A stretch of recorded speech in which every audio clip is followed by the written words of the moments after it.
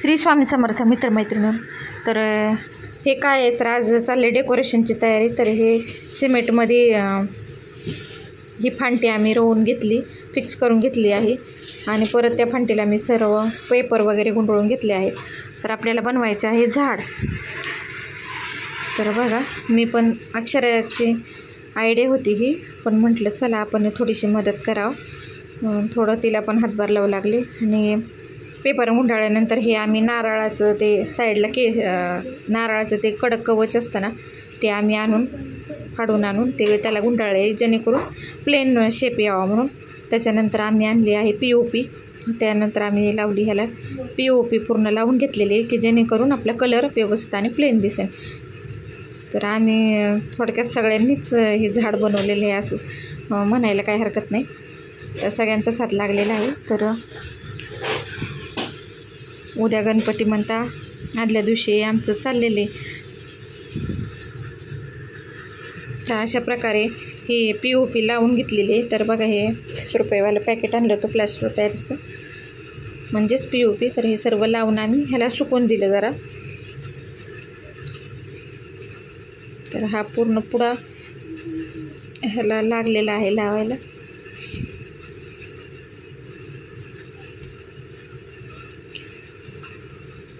ते पण मदत करू लागत होते.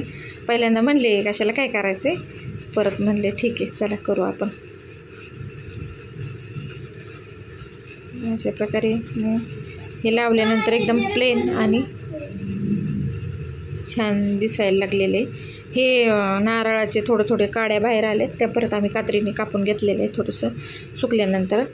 तर आता कलर काढून घेतलेलं आहे जो बुडाला लागतो तो. तर ॲसेरिक पेंट आहे तो आम्ही दोन्ही एकत्र करून पुडासाठी यूज केलेला आहे. तर बघा, अशा प्रकारे खूप राडा पण झालता, पण मज्जा पण वेगळीच होती की आम्ही हाताने आणि काहीतरी स्वतःची क्रिएटिव्हिटी आम्ही यात हे करतोय म्हणून आनंद वाटत होता. तर अशा प्रकारे परत पानं कट करून घेतली, पानं ह्याला चिटकवली. फुलं पण बनवली, पण आम्ही त्याला लावली नाही. म्हटलं पानाचंच चांगलं वाटतं म्हणून फक्त पानंच लावून घेतली. तर त्या ग्लूगननी पानं चिटकवली. पहिलं वेगळा ग्लू घेतला, फेविक्विक घेतली, पण त्याने काही चिटकत नव्हतं. म्हणलं हे नाही बघावं, तर ह्याने थोडंसं वाटलं चिकटल्यागत. मग परत गणपती आणायला गेलो. तर गणपतीचं आगमन झालं आहे आमचं पण. तर गणपती आणला,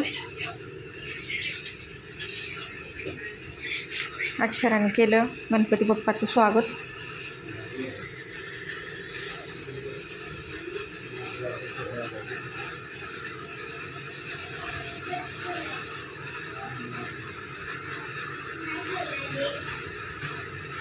हे कमळाचं मागचं बॅकग्राऊंड पण अक्षराने बनवलं होतं.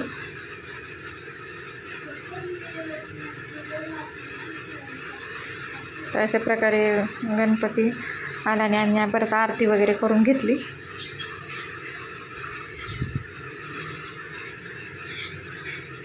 आमची गणपतीची आरती झाली आणि परत काय झालं, या झाडाचे फांद्या मी का काढल्या ह्याचं मी कारण परत सांगते. आणि हे परत मी बेल आणून ह्याला चिटकवलेले आहेत, म्हणजे गुंडाळलेत आणि एका साईडला थोडंसं चिटकून घेतलेलं आहे. तर याचं कारण पण मी सांगते.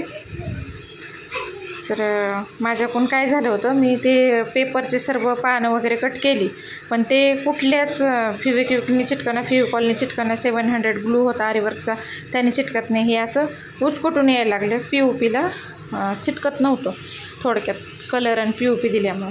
तर मग हे सर्व मी परत असं पडायला लागलं म्हणून मी परत काढून एवढं सगळं यूज केलं. चिकट टेप पण लावलं, ग्लूगननी पण ते राहिना. मग मी ते सर्व काढलं आणि परत दुकानात गेले आणि हे वेल आणले मी 1 डझन आणि ते पूर्ण लावून घेतले.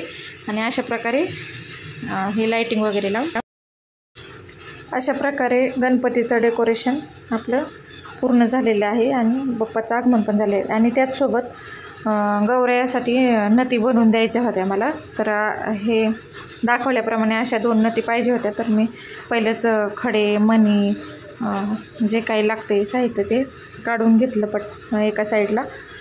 हे 16 mm चे तार पकड वगैरे सगळं घेतलं आणि एकदमच 3 नती आपल्याला बनवायच्या होत्या.